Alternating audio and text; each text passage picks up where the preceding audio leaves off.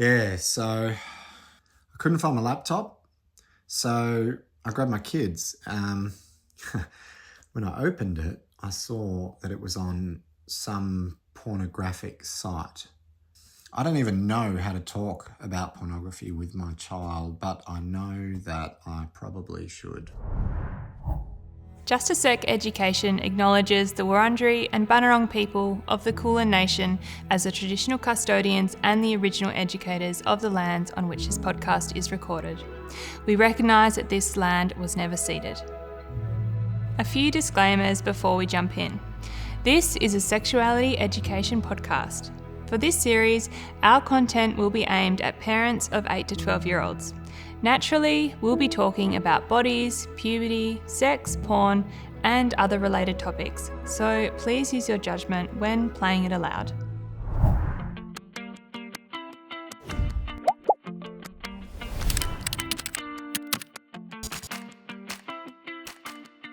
Hello and welcome to Let's Talk, a podcast by Just a Sec. I'm your host, Fran Folkes-Taylor, and I'm a sexologist, I'm a dietitian, and I'm the founder of Frank Sexology, where I provide sexuality education in Geraldton, Western Australia. The past 2 decades have seen a huge change in the way that young people access their sex education, if you can call it that. If you were born in the late 80s or early 90s like me, you might have got your information from Dolly Doctor, which was actually a very reliable source, or maybe your parents' porn magazines, which was not so reliable. With the majority of Aussie kids owning a smartphone by the time they're 13, and many younger than this, it's easier than ever to watch porn, text, sext, read about sex, and talk to strangers on the internet. Now, there are so many things to unpack about this topic today, but for this episode, we are going to focus on sexually explicit media and how it may influence our children. So, to help us navigate this topic today, in the studio with me, I have Vanessa Hamilton, and joining us from online, we've got Kerrin Bradfield from Queensland. So, welcome Vanessa and Kerrin. Vanessa Hamilton is the founder of Talking the Talk, Healthy Sexuality Education. Vanessa trains and supports teachers and parents to be the main educators for children. She is an award-winning author, a speaker, writer, and educator on the topics of sexuality, respect, and consent. Vanessa has 25 years of experience as a sexual health nurse and is the mother of 3 teens. Welcome, Vanessa. Thanks for having me. Kerrin Bradfield is a clinical sexologist and sexuality educator who is passionate about helping people of all ages talk openly about sexuality. Kerrin champions trauma-informed, comprehensive relationship and sexuality education to foster healthy, respectful relationships and combat societal shame and secrecy. Welcome, Kerrin. Thank you.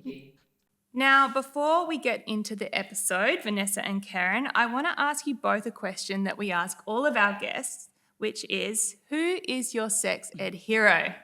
Vanessa, we will start with you. Who's your sex ed hero? Actually, when I was thinking about this, I'm thinking about people who are completely passionate about education and work extremely hard behind the scenes. Mm-hmm. And the first person that came to mind was actually Kerrin Bradfield because we share the same understanding of how difficult this topic is and the same amount of bravery, I think, and we're on the same wavelength. Yeah. Oh, I love that. And Kerrin, what about you?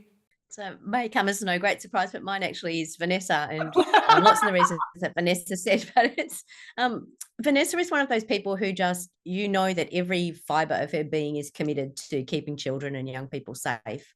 And I think that that's really evident when you hear Vanessa talk, but she's also really generous with that knowledge because that's her mission, is to keep children safe. So, she's happy to answer any questions, share resources. And I just really admire the way Vanessa approaches the work, even in the face of sometimes criticism and great difficulty with that. It's like you planned this or something. Well, that's lovely. Thank you both for sharing. We're going to kick things off, and I'm going to start with you, Vanessa. What is sexually explicit media?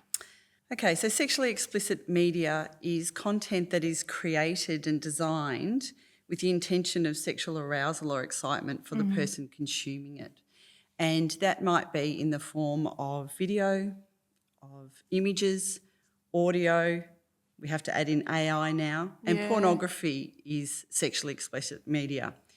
I will just add what it isn't in this context of sexuality education, and anatomy images in a classroom is not sexually explicit media, even though some people would argue that it's sexually explicit, because it's not intended for arousal.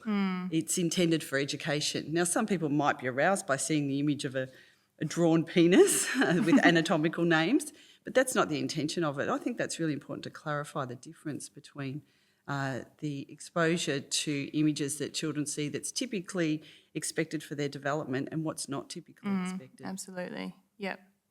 And Kerrin, what age do children typically first encounter pornography or sexually explicit media? Yeah, so I guess just picking up on Vanessa's point before as well is that in these kind of conversations when we're talking about pornography or sexually explicit media, we're really talking about mainstream media. So things that are easily accessible, they're freely available, they're mostly heterosexual, and they're really part of this kind of multi-billion-dollar industry that we know as the porn industry. So that's the stuff that young people are encountering. And we know that the average age of that first exposure or first encounter is about 13 for Australian children, and that's kind of similar around the globe, but that's an average. So that means it's kind of really, there's children much younger and there's young people much older. So the UK Commissioner found that about 10% of 9-year-olds and 27% of 11-year-olds had been exposed. And when we look at children with disability and those from non-English speaking backgrounds, they tend to be exposed earlier. And often, or the reason for that is thought to be because of the important role that the internet plays for them in connecting with peers, in providing an avenue to address some of the social exclusion and isolation that they might otherwise feel. So it's kind of looking at what do online spaces provide, and pornography is one aspect of that. And it's also really gendered. So boys tend to encounter pornography about 2 years earlier than girls. And part of that is around that social narrative where we've really normalized boys watching pornography. That's kind of been around for generations, that it's quite acceptable. And so in many ways, there's sort of this pressure or this normalized understanding that that's what boys will do. And so it certainly does appear to be much younger for them. And typically, how do you think kids are coming across pornography? Yeah, look, there's lots of different ways, but for the majority of young people, so around 3/4 of them, it's what we would call accidental or unwanted exposure. So accidental is when they're really coming across it while they're on social media. They might be like searching to try and make sense of something they've heard in the playground, but they don't really comprehend how the internet will interpret what they've typed into that box. So that it's kind of coming across it by accident. It might even be the reverse of the scenario we heard from the parent before, where actually the child has jumped on the parent's computer and a porn site's been left open or a folder's kind of sitting there. So they were never intending to encounter it. They just accidentally stumble across it. The other way that kind of sits in that is really around unwanted exposure. And that's more things like older siblings showing it to them or peers showing it to them. So about 1 in 10 children first see pornography at school. So we really have to think about the role that that peer network plays in how young people are transmitting and sharing content in this kind of new web world that we live in. But some of it also is really predatory. So that predatory marketing, like things like pop-up ads and social media algorithms, things that kind of use tags and what you've hovered on a little bit too long and send you down a rabbit hole. And some of the parents might have seen a recent campaign from the Australian government about the algorithm of disrespect, really looking at how some of those algorithms send young people down very dangerous rabbit holes. So that certainly happens with pornography and that unwanted exposure. It's almost being forced in front of young people. And some of that too is about grooming. It's about predation that happens online through gaming, but also through social media or places where there are chat features where young people are hanging out and people are sharing sexualized imagery with them as part of that grooming process of really trying to normalize sexual content for them, so that, you know, they can kind of escalate any harm that might be going to occur. Yeah. But of course, lots of young people also purposely seek it out. And that's the really important thing I think you have to remember is that girls are more likely to be accidentally exposed or to have unwanted exposure. As I said before, boys, it's more likely they'll intentionally seek it out that first time. But the wanted exposure is young people actually, when they seek it out on purpose, report that that's quite a positive experience for them. So it's that unwanted and accidental exposure that seems to have more harms associated with it for young people, where it is that kind of, oh, that's totally not what I was looking for. And there's some emotional stuff and processing and developmental things that kind of sit around that exposure. But deliberately is similar to adults. It might be around that sexual curiosity that comes out of puberty, it's pleasure, but it can also be about maladaptive coping mechanisms. It can be about emotional regulation. So if the kid's really struggling at school, it might be a safe place to sit down and watch pornography and kind of hide away in their room. It doesn't mean it's a healthy way to do that, but it does meet some kind of unmet need for that young person. Yep. But also shock and reaction. And I think probably for many of our parent listeners might remember when that viral reaction video was born in response to Two Girls, One Cup. Oh, And it was yes, the first I time remember where that. suddenly watching something pornographic suddenly shifted from being solely about arousal to actually, it was meant to shock you. And then not only that, but you were meant to film yourself being shocked in the reaction video. And then that became viral content. And that's a huge thing, particularly for young boys, around how much can I shock my mates? How much can I get this huge reaction that might be the next viral video on, Instagram or Snapchat or TikTok. So there's kind of a lot of things, like Vanessa said, it might be primarily intended to arouse, but that's not always why people are using it and seeking it out.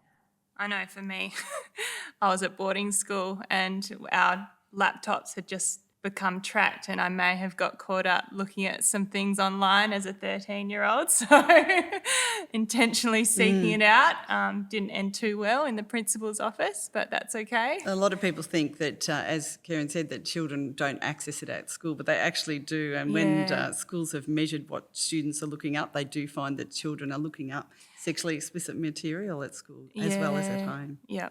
What are the problematic messages that pornography and sexually explicit media could potentially reinforce or contribute to? So Kerrin's covered quite a lot there because it is really complex. But we can see that viewing pornography is a sexual activity. Yeah. And we need to think about it in that context. Is that sexual activity age appropriate? So for the age group of 8 to 12-year-olds, for example, it's not typically expected behaviour or appropriate for children to see sexually explicit media. But we need to be careful about demonising it, because it is part of their world, it is part of their culture. But we can see some patterns of potentially thinking that that's what sex is that sex involves violence, that sex involves degradation, that sex involves gendered stereotypes, and those sort of things are the things that we are concerned about. But in a way, pornography amplifies what's already in our society as well. So we need to be careful to not say, because we actually don't have the evidence to say that pornography causes those attitudes and beliefs, but they can be associated with it. I think Kerrin will probably have a couple of others to add to that of problematic outcomes from kids viewing pornography. Look, I mean, I absolutely echo what Vanessa said, that it's porn doesn't exist in a vacuum. It's an element of our society that is in many ways kind of reinforcing broader inequality and discrimination that exists. So one of the kind of problematic things that pornography reflects very well is that some people deserve power and agency, and other people are there to be in servitude, to be objects. And that isn't just porn. That we see that in the business world, we see that in the sporting world, we see that in the, every kind of element of our society positions one person as having more agency.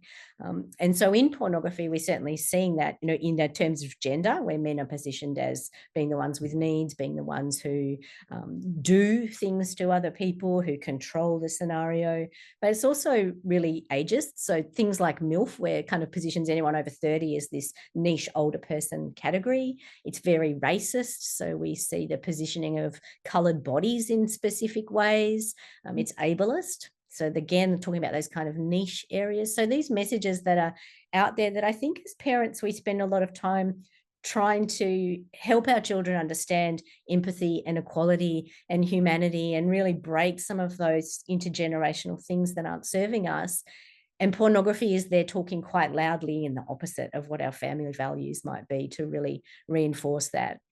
I think some of the other things, and Vanessa, you might want to talk about this a bit more, but some of those problematic messages are around incest, which is a really common theme in pornography. So often we do see kind of the step parent or the naughty daughter, or language that really normalizes incest and interfamilial abuse, which, can be super confusing for kids to really be able to try and make sense of what that is.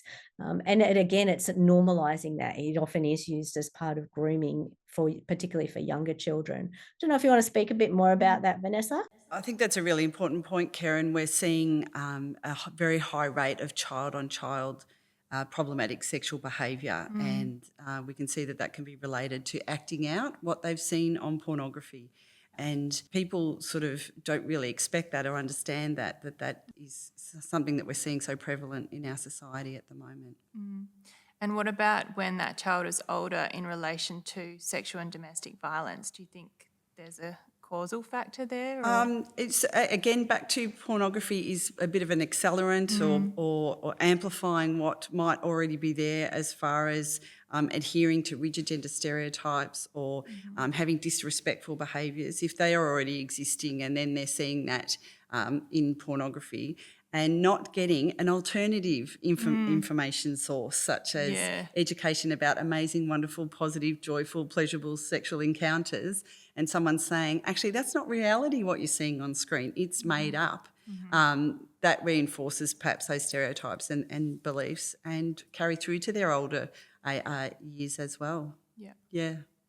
And what about parents and carers? How can they start the conversation about pornography? That's a massive question. Yeah. And when the example before of a parent just seeing pornography on a child's laptop when they're 9 years old, it's very difficult to start a pornography conversation if you haven't already had conversations about relationship, sex and sexuality. Yeah. So especially for any parents who have younger children, here's a tip: get started on those conversations earlier so that you can be ready for the pornography conversations. But it's never too late or too early to have these conversations. My take-home message to parents is a question, and I ask parents, who do you want to be the main provider of this information to your child? Who do you want to be the person who talks to your child about sex and sexuality? You don't want it to be pornography. And if it is, you need to counterbalance that information. So do some research. A lot of parents feel awkward, struggle, are worried.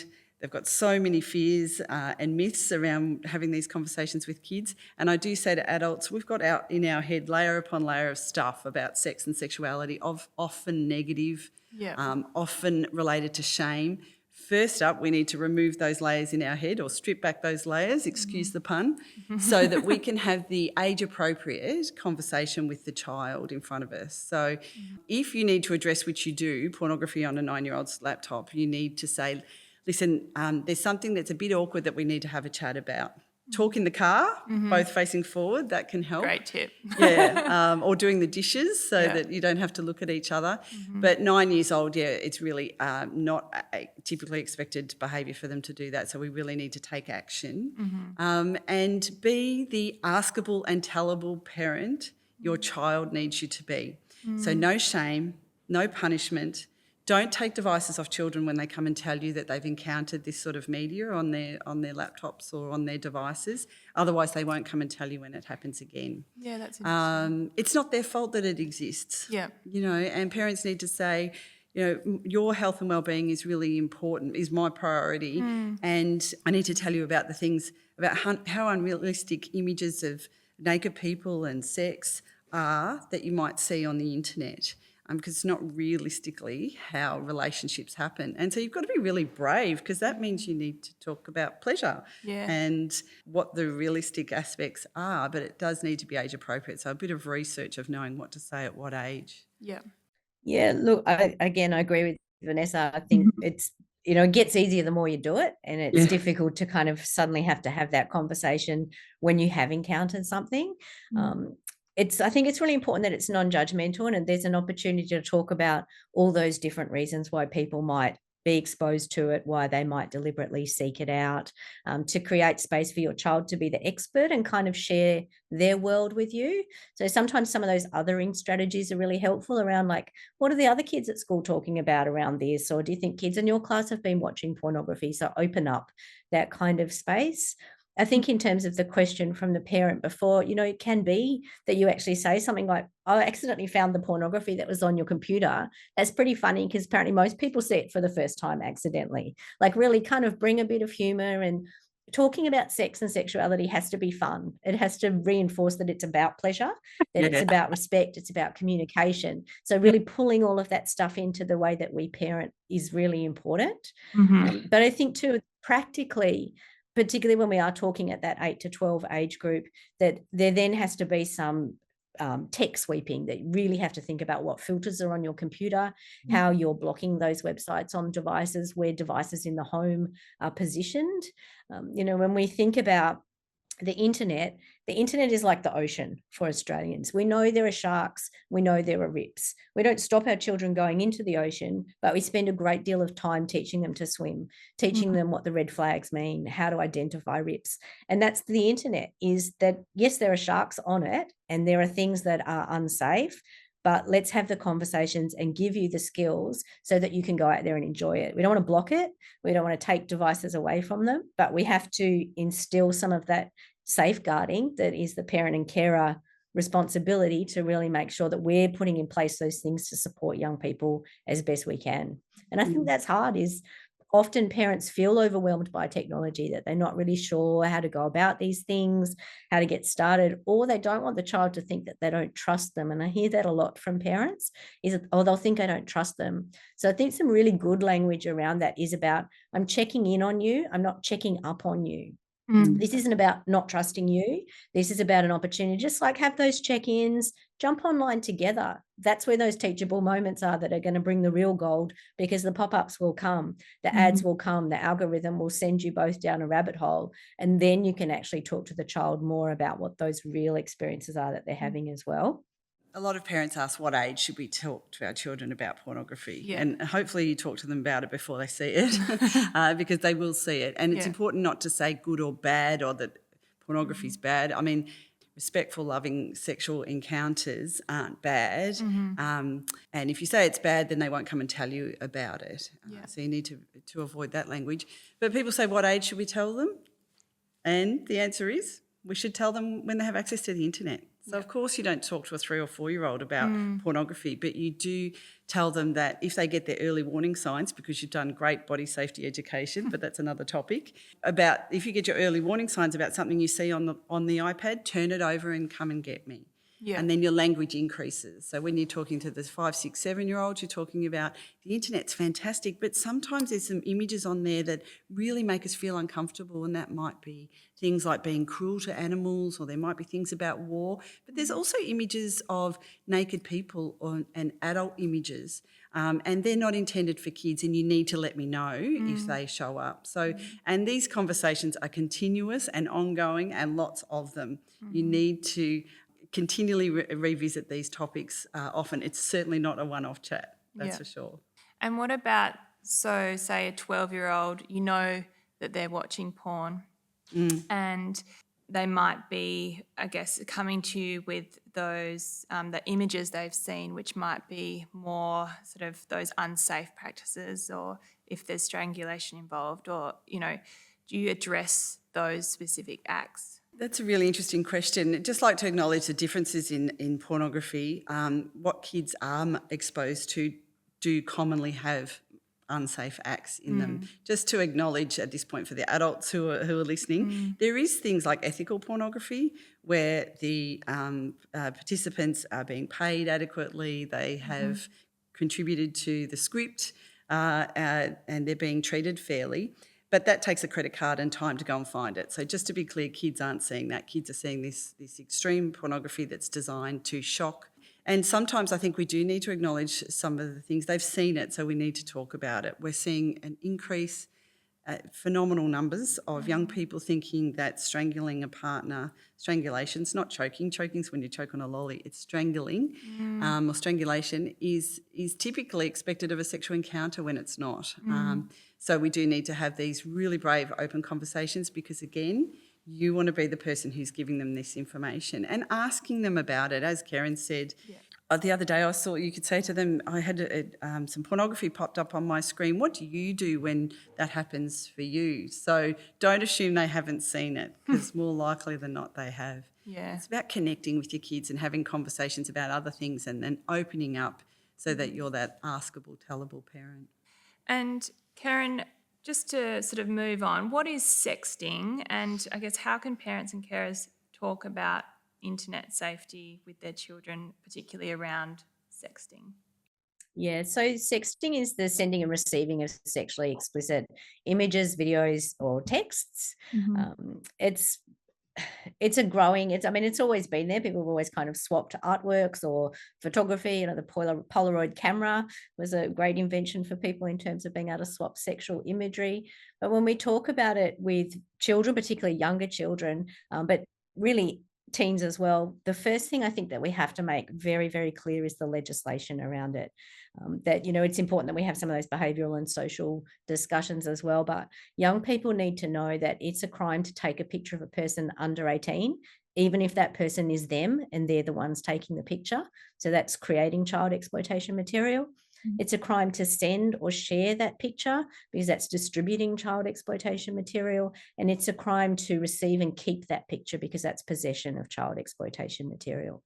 So young people really need to understand that legal context in relation to it, even if they are sexting within a healthy relationship, with someone that they trust very much. They do need to be aware that there's that legal framework that sits around it. Also around image-based abuse, which applies to people of any age, but that's more around non-consensual sharing, taking, so anything that's kind of non-consensual.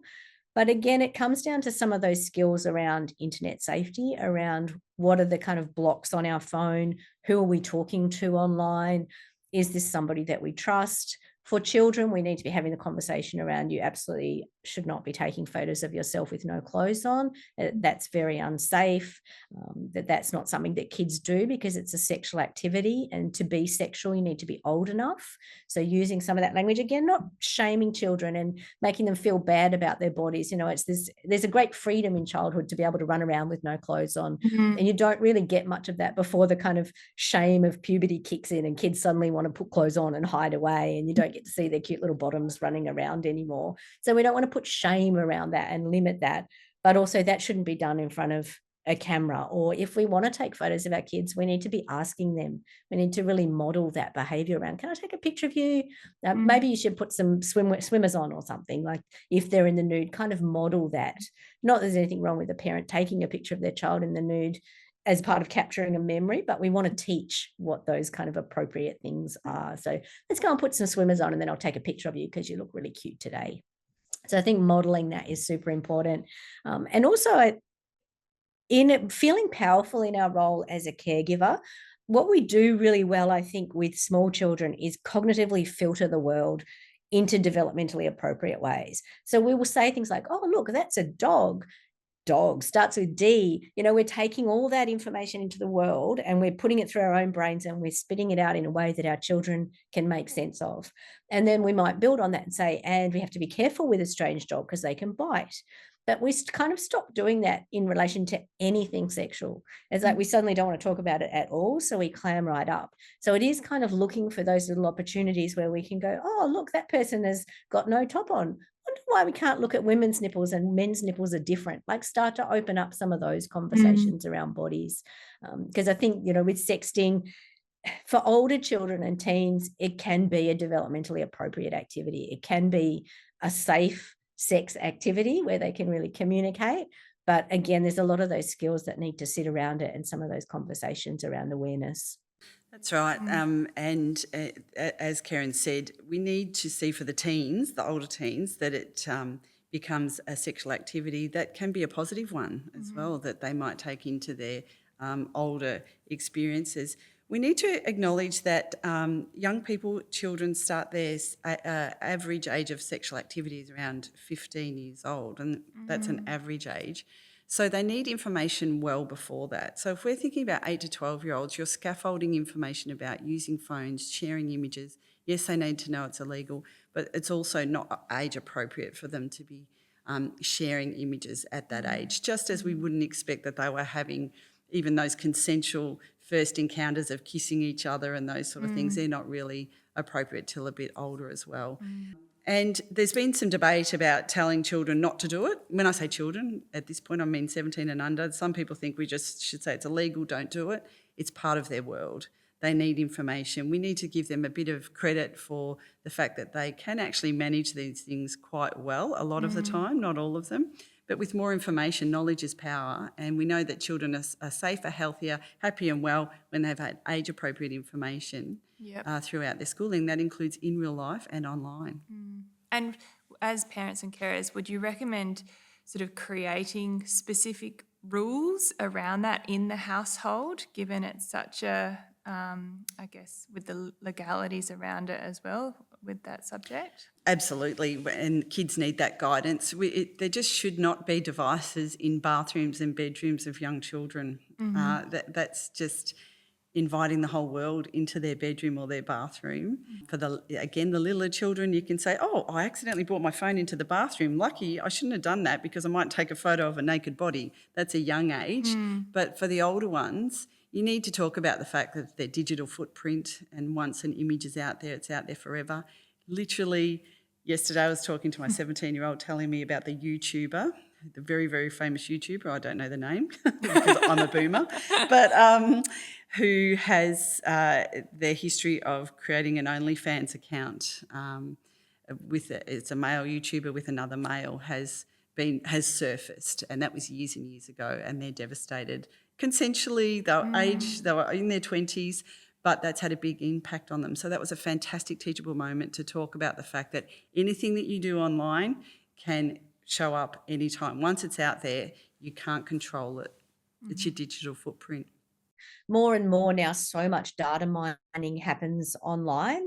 And so for young people, and you know, we used to talk about that your digital footprint would be the stuff you kind of put out there in public accounts, but now because of the way data is harvested, it's anything that's in those chats that's not encrypted. And we're not really sure how that data gets used over time, whether it will come back to bite them, whether employers will be able to buy those data banks and actually go, oh, this is what this person did for the last 20 years online. So unfortunately for young people today, because of the rapidly changing landscape that they exist in, that's even more and more of an issue. And we've got to be talking about that digital footprint for ourselves as well. And I would suggest every family has a tech agreement. You can download them online, but everyone signs it. Everyone agrees to what the rules are. And it can be really helpful to have the kids make up what the punishments are, because then it isn't about shame. It's actually, well, you decided, but they apply to you as well. If you're on your phone in the bathroom, this is the punishment. You're the one who has to put the bins out for the next week, or, you know, however your family decides to navigate that, but everyone is accountable. That's an interesting one, because there's trains of thought about the pros and cons of tech agreements. I'm sort of on the fence. Okay. I think that needs to be adapted to each family and child as well, because some children, if you do the agreement and they breach it, they won't come and tell you. So, but in some families, it works very well. And I think finding a balance between those two can help, but exactly with the kids being involved in that. Yep. Yeah. And I suppose knowing your child as well and how they're going to respond to a written up agreement as well. Yeah, exactly. And in terms of key messages for parents when it comes to sexually explicit media, are there any things you'd like our listeners to take away from this conversation when it comes to talking to their kids? There is so much, because it is so important. Essentially, we need to be doing more. Yeah. Parents need to get started, do the research, be that main educator for your child, be their champion. They need you. You might feel like this is a bit too big, it's all too hard, how can I do that? But any little thing that you say is better than nothing. And with a little bit of information and just the more you do it, the easier it gets, and kids get used to it and they expect it, and they might eye roll. My kids eye roll a lot.